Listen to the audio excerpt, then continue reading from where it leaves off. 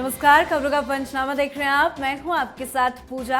हम लेकर आए हैं देश और दुनिया की 5 बड़ी खबरें, जिस पर चर्चा के लिए मेरे साथ स्टूडियो में मौजूद हैं कैपिटल टीवी के editor in chief doctor Manish Kumar. Doctor साहब, बहुत बहुत स्वागत है आपका। धन्यवाद। सबसे पहले नजर हेडलाइंस पर। संसद के मॉनसून सत्र के पहले ही दिन दोनों सदन 6 बार स्थगित। विपक्ष ने जमकर काटा बवाल। पेपर लीक, चढ़ावा चोरी का मुद्दा गरमाया। पीएम मोदी ने भी विपक्ष को जमकर घेरा। जंतर मंतर से शुरू हुआ कॉकरोच जनता पार्टी का संसद चलो मार्च, भारी बवाल में बदला। कहीं आंसू गैस छोड़े तो कहीं लाठीचार्ज। संसद के करीब भी पहुंचे प्रदर्शनकारी। पुलिस ने प्रदर्शनकारियों को खदेड़ा। विपक्षी दलों ने भी प्रदर्शन को उकसाया। बवाल के बीच जेपी नड्डा से मिला सीजेपी प्रतिनिधि मंडल। सरकार के सामने कॉकरोच जनता पार्टी ने रखी 3 प्रमुख मांगे। सोनम वांगचुक का अनशन रहा फ्लॉप। राम मंदिर चढ़ावा चोरी पर सुप्रीम कोर्ट में हुई अहम सुनवाई। एसआईटी का किया जा सकता है पुनर्गठन। सुनवाई अब अगले हफ्ते तक टली। साथ ही सुप्रीम कोर्ट ने कहा कि इसका राजनीतिकरण ना हो। खामनेई की मौत के बाद ईरान में सत्ता की जंग तेज। नए सुप्रीम लीडर की गैर मौजूदगी से उठे सवाल। राष्ट्रपति पर तख्ता पलट की साजिश के आरोप। आपस में ही भिड़ रहे नेता।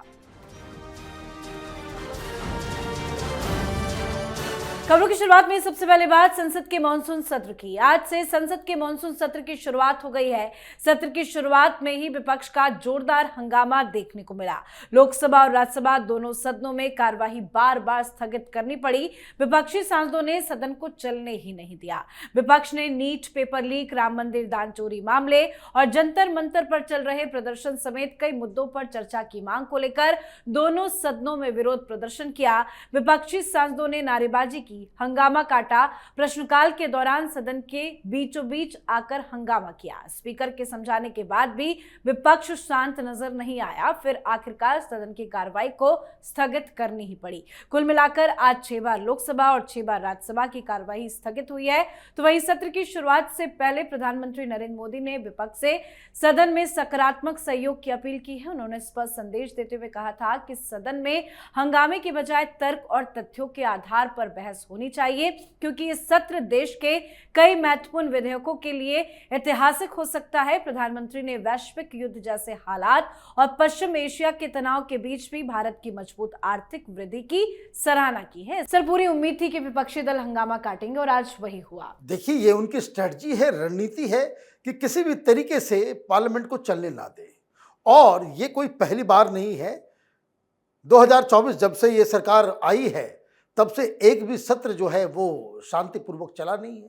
कोई न कोई मुद्दे, कोई न कोई बातें, कुछ न कुछ राहुल गांधी अपने हैट से निकालते हैं और उसके बाद बवाल कटता है। सवाल पूछने में कोई दिक्कत नहीं है, चाहे वो नीट एग्जाम हो, पेपर लीक का मसला हो, चाहे चढ़ावा चोरी का मसला हो। बट संसदीय प्रक्रिया अपने कानून, अपने नियमों के हिसाब से चलती है। किस संदर्भ में कैसे आपको बात करनी है, आपको एप्लीकेशन देना होता है, जिसके ऊपर स्पीकर फैसला करते हैं। आप रकस क्रिएट करना चाहते हो, आपने कोई परमिशन मांगी नहीं, बस आप चाहिए कि भाई बहस करना है। भाई किस नियमावली के तहत बहस करना है, नहीं करना है। सरकार अगर कहे कि नहीं, हम बस नहीं करना चाहते, तब आपके प्रोटेस्ट में कोई बात समझ में आती है। लेकिन है क्या, प्रधानमंत्री सवेरे सवेरे उन्होंने राहुल गांधी पे जो कटाक्ष कर दिया, उससे कांग्रेस पार्टी बिफर गई, दिल पे लग गया उनको। उन्होंने कह दिया कि देखिए, अभी एक स्टार्टअप ने, उसने ऐतिहासिक काम किया है। अंतरिक्ष में जो है पहली बार एक प्राइवेट अंतरिक्षयान जो है भेजने में कामयाब रहे। और उन्होंने मजाक मजाक में कह दिया कि इस स्टार्टअप का एवरेज एज जो है वो 28 साल है और ठीक इससे डबल जो है वो राहुल गांधी है। तो उन्होंने कह दिया कि भाई मैं वो 56 साल के युवा की बात नहीं कर रहा। अब इनको चुभ जाता है। अब ये लोग उसके ऊपर तरह तरह के सोशल मीडिया के ऊपर राहुल को डिफेंड करने के लिए बातें की जा रही है। प्रधानमंत्री ने क्यों कहा? प्रधानमंत्री ने इसलिए कहा कि आप तथ्य है, साक्ष्य है, कोई तर्क है, तब तो बात समझ में आता है। कि आप ये कह दें कि इंडियन इकॉनमी खत्म होने वाली है, सरकार जाने वाली है, यहाँ सब कुछ बर्बाद होने वाला है, यहाँ सुनामी आने वाली है, अर्थक्वेक आने वाला है। ये राहुल गांधी ये जो थिएट्रिक्स करते हैं, उसका बहुत शालीनता से राजनीतिक तौर पे करारा जवाब और अटैक किया प्रधानमंत्री मोदी, उसी का ये हिसाब किताब बराबर करने में लगे हुए हैं कि ये पार्लियामेंट को चलने नहीं देंगे। जी, तो पहले ही दिन हंगामे की भेंट चढ़ गया मॉनसून सत्र। तो वहीं आज पूरे दिन जंतर मंतर से लेकर संसद तक कॉकरोच जनता पार्टी का जबरदस्त बवाल देखा गया। कॉकरोच जनता पार्टी के संसद चलो अभियान को लेकर दिल्ली में राजनीतिक माहौल गर्म रहा। संसद भवन का घेराव करने वाले प्रदर्शनकारियों पर कई जगह लाठीचार्ज और आंसू गैस के गोले छोड़े गए। कुछ प्रदर्शनकारियों ने संसद भवन के पास की बैरिकेडिंग भी तोड़ दी, जिस कारण कुछ देर के लिए संसद के दरवाजे बंद करने पड़े। सुरक्षा में किसी भी तरह की चूक को रोकने के लिए भारी संख्या में पुलिस और अर्धसैनिक बल तैनात रहे, पर कुछ प्रदर्शनकारी तो पुलिस से ही बढ़ गए। कई पुलिसकर्मी घायल हुए हैं, कई जगहों पर तोड़फोड़ भी की गई है। दिल्ली पुलिस ने समय रहते उग्र होती भीड़ को नियंत्रित करके हालात को संभाल लिया। जंतर मंतर को खाली कराया गया। हालांकि इस पूरे उग्र प्रदर्शन का विपक्षी दलों ने भी खुलकर समर्थन किया। कई बड़े बड़े चेहरे भी आज प्रोटेस्ट में शामिल हुए हैं। सर, कहीं से भी ये पूरा प्रदर्शन तो शांतिपूर्ण नजर नहीं आया। इतना ज्यादा बवाल क्यों काटा गया? देखिए, पहली चीज ये कि ये कॉकरोच जनता पार्टी का प्रोटेस्ट रहा ही नहीं। This was hijacked by leftist and Naxalites. ये नक्सलियों और वामपंथियों ने इसे हाईजैक कर लिया। खुद से इनको तो कुछ होता नहीं। और सबसे बड़ी चीज, जब आपने आह्वान ये दिया था कि जंतर मंतर से संसद मार्च करेंगे, तो ये नक्सली, ये उपद्रवी, ये तमाशा करने वाले लोग ये रेल भवन में क्या कर रहे थे? इसका मतलब इनके पास कुछ और इंटेंशन था। संसद से 100 मीटर की दूरी तक पहुंच गए, वो भी पीछे के रास्ते से, शास्त्री भवन के जरिए।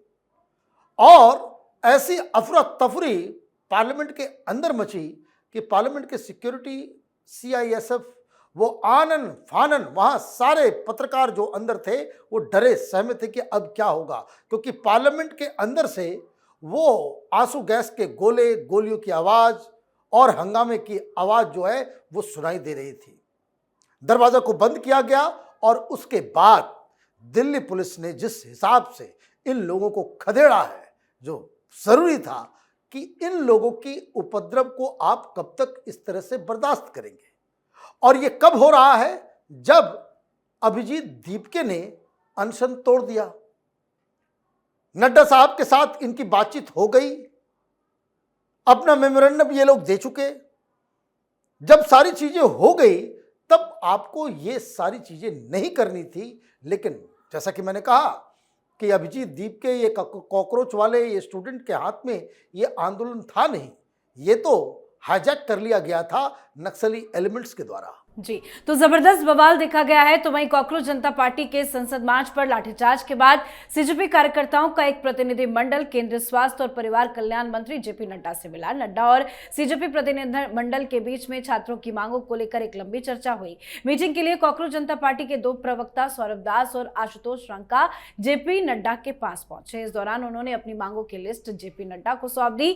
सीजेपी के प्रवक्ता आशुतोष रंका ने बताया कि जब वो जेपी नड्डा से मिले तो उन्होंने हमारी इन मांगों पर अपनी लीडरशिप से बात करने के लिए कहा है, कुछ समय भी मांगा है। उनकी मांगों के मुताबिक सोनम वांगचुक की तुरंत रिहाई, धर्मेंद्र प्रधान का इस्तीफा, आत्महत्या करने वाले सभी नीट उम्मीदवारों के लिए 1 करोड़ रुपए का मुआवजा शामिल है। सर, मुलाकात में क्या कुछ हुआ? जो इनकी मांगे हैं, क्या उसे पूरा किया जाएगा? देखिए, इस मुलाकात के संदर्भ को समझना जरूरी है।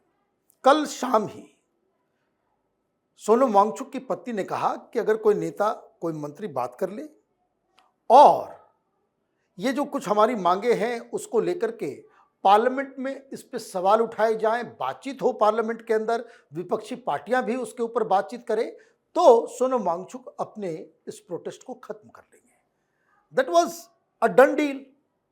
आपने ये कह दिया तो जो बाकी के लोग थे, जो इनके पीछे, इनके कंधे पे बंदूक रख करके गोलियां चलाने वाली पॉलिटिकल पार्टीज और सारे लोग, वो नाराज हो गए कि ये बिना हमसे पूछे हुए, भाई आप कौन? सोनम वांगचुक भूख हड़ताल कर रहे हैं, he is the man who will decide कि हमें क्या करना है। और उसी प्लान के तहत जब ये बात सोनम वांगचुक की पत्नी की तरफ से बातें आई, तब सरकार ने कहा कि अगर ये बात है तो जेपी नड्डा साहब आपसे बात कर लेंगे। तो 11 बजे के आसपास ये दोनों गए, वहां बातचीत हुई और मांग जब आप देते हो तो 4 मांग दोगे, 3 मांग दोगे, उसमें एक माना जाएगा कि नहीं मान। This is how negotiations are done. ऐसा तो नहीं कि भाई आप जो है सब कुछ कर डालोगे। लेकिन ये निगोशिएशन चल रहा है, बाकी लोगों को बुरा लग गया और इसकी वजह से हिंसा भड़की। तो आप ये देखिए कि जो सब कुछ हुआ है, ये वहाँ जो छात्र, जो न्यूट्रल लोग जो वहाँ पहुँचे, वो उनको इनफैक्ट पप्पू बनाया गया है। कुछ और खेल चल रहा था और कुछ और दिखाया जा रहा था। अब स्थिति ये है कि जंतर मंतर साफ, लुटियन दिल्ली साफ। अब यहां कोई परिंदा भी पर नहीं मार सकेगा।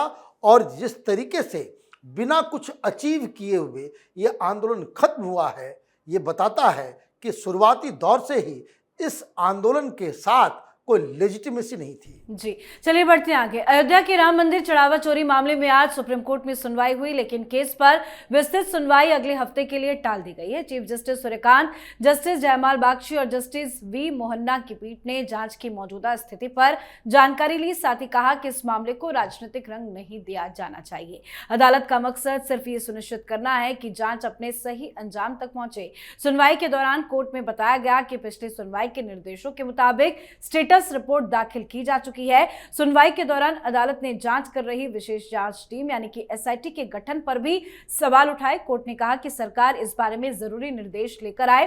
पीठ ने सुझाव दिया है कि जांच की निगरानी उस वरिष्ठ आईपीएस अधिकारी को सौंपी जा सकती है जो पहले भी इस मामले को देख चुके हैं। अदालत ने एसआईटी के पुनर्गठन पर विचार करने को कहा है ताकि जांच बिना किसी रुकावट के आगे बढ़ सके। सर, सबसे बड़ी बात, जो लोग राजनीति कर रहे थे उसको करारा जवाब आज सुप्रीम कोर्ट से। पिटीशन देने वाले आरजेडी के लीडर हैं सुधाकर सिंह, उनको तो जवाब मिल गया कि भाई सीबीआई से जांच हो तो सुप्रीम कोर्ट के एक रिटायर्ड जज या करंट जज की निगरानी में जांच हो, पूरी पैसे की जांच, तरह तरह की चीजें।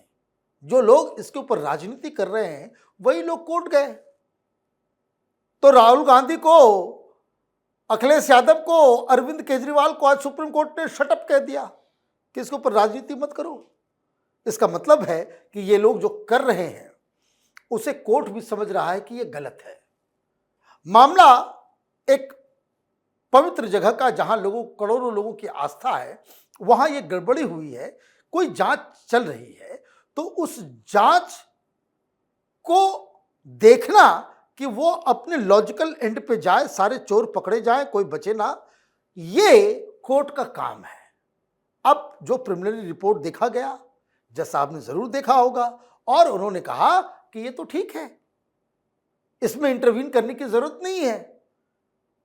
कोई अलग से मांग क्या है कि सीबीआई को दे दो, तो किसी जज के अंदर दे दो, कोई इंडिपेंडेंट एजेंसी को दे दो, कोई नई कमेटी बना करके उसको जांच कराया जाए। सुप्रीम कोर्ट ने कहा कि एसआईटी तो ये रहेगी, हाँ एक वरिष्ठ अधिकारी उसको जिम्मेदारी देते हैं जो कोई आईपीएस ऑफिसर हो, जो इन सब चीज से वाबस्ता हो। तो ये बिल्कुल ही लॉजिकल बात है, ये बिल्कुल ही लॉजिकल बात है। तो इसका मतलब ये है कि सुप्रीम कोर्ट में योगी आदित्यनाथ फिर से जीत गए। जी, अब बात आज की आखिरी खबर की। बाहर से देखने पर ईरान इस वक्त अमेरिका और इजराइल के साथ युद्ध लड़ता हुआ दिखाई दे रहा है, लेकिन देश के अंदर सब कुछ ठीक नहीं चल रहा है। ऐसा लग रहा है कि ट्रंप जिस तख्ता पलट को चाहते थे वो धीरे धीरे होने लगा है। सत्ता के गलियारों में लड़ाई चल रही है। ईरान के कट्टरपंथियों का धड़ा खुलेआम आरोप लगा रहा है कि राष्ट्रपति मसूद पेजेश्कियन, विदेश मंत्री अब्बास अरागची और प्रमुख वार्ताकार मोहम्मद बागेर कालीबाफ मिलकर देश में सॉफ्ट कूप यानी कि बिना सेना के सत्ता पर पकड़ मजबूत करने की कोशिश कर रहे हैं। इसी वजह से पिछले सप्ताह हुए अंतिम संस्कार में जब लोग पूर्व सुप्रीम लीडर अली खामनेई को श्रद्धांजलि देने पहुंचे तो राजनीतिक नेताओं के खिलाफ भी गुस्सा खुलकर सामने आया। इस पूरे मामले का एक आधार यह भी देखा जा रहा है कि ईरान के नए सुप्रीम लीडर मुस्तफा खामनेई ने जब से गद्दी संभाली है वो जनता के सामने नहीं आए हैं। कट्टरपंथियों का आरोप है कि उनकी गैर मौजूदगी का फायदा उठाकर राष्ट्रपति मसूद पेजेश्कियन और मुख्य वार्ताकार मोहम्मद बागेर गालिबाफ मिलकर देश की पूरी सत्ता पर कब्जा कर रहे हैं और नए सुप्रीम लीडर की ताकत को कम कर रहे हैं। सर, क्या वाकई में तेहरान में तख्ता पलट हो सकता है? देखिए, दो चीजें हो रही है। एक, जनता नाराज है, जनता धीरे धीरे वो उब रही है। ऑलरेडी इस कट्टरपंथी रिजीम से परेशान थी। भाई खामनेई से कोई लोग, सारे लोग खुश थे ऐसी बात नहीं थी, लोग नाराज थे। वहां स्थिति ठीक नहीं है और जिस हिसाब से अब इंफ्रास्ट्रक्चर्स के ऊपर अटैक हो रहा है, मतलब गैस नहीं मिलेगा, पानी नहीं उपलब्ध हो पाएगा, कई सारी चीज़ें, कई सारी समस्याएं आएंगी। लेकिन बड़ी समस्या क्या है पॉलिटिकल हिसाब से कि जो नए सुप्रीम लीडर बने हैं उनका चेहरा किसी ने नहीं देखा, वो जिंदा हैं भी या नहीं है, या उनके नाम पे IRGC वहां की जो आर्मी वो सत्ता चला रही है। सबसे बड़ी चीज यही है। और रियल सत्ता आर्मी कट्टरपंथियों के पास, और निगोशिएशन और बाकी चीजें जो है वो पॉलिटिकल लीडरशिप कर रहा है। पॉलिटिकल लीडरशिप सॉफ्ट है, पॉलिटिकल लीडरशिप को दुनिया जान में जवाब देना होता है, उनको एक डिप्लोमेटिक तरीके से बातचीत करनी होती है। और ये डिफरेंस उस समय और हर बार इस बात को हम लोग कहते आए हैं कि निगोशिएशन करके आते हैं ये लोग और मालूम चलता है कि वहां की सेना जो है उल्टा काम कर देती है। वो बात करके आते हैं पीस की और ये हॉर्मुज पे जाकर के अमेरिका के ऊपर अटैक कर देते हैं। ये एक बार नहीं, ये पैटर्न नजर आ रहा है। इसका मतलब ये है कि वो ईरान के अंदर पॉलिटिकल लीडरशिप और आर्मी के बीच एक द्वंद्व तो चल रहा है। अब ये इस द्वंद्व में कौन जीतेगा कौन हारेगा, अगर वहां की आर्मी और कट्टरपंथियों का जो अभी वर्चस्व है वो खत्म होगा तो इसका मतलब सत्ता परिवर्तन होगा। और अगर ये लोग अपने जो सॉफ्ट लोग हैं, जो जनता के साथ जुड़े हुए हैं, जो निगोशिएशन कर रहे हैं, वो भी जीत जाते हैं, तब भी इसे एक बड़ा, उसको कह सकते हैं कि लोगों के लिए रिलीफ माना जाए। जी, बहुत बहुत धन्यवाद सर समझाने के लिए। धन्यवाद। तो खबरों का पंचनामा में आज के लिए फिलहाल इतना ही। देश विदेश की बाकी खबरों और उनके सटीक एनालिसिस के लिए देखते रहिए कैपिटल टीवी में। लाइक कीजिए, शेयर कीजिए और कैपिटल टीवी को सब्सक्राइब कीजिए। नमस्कार।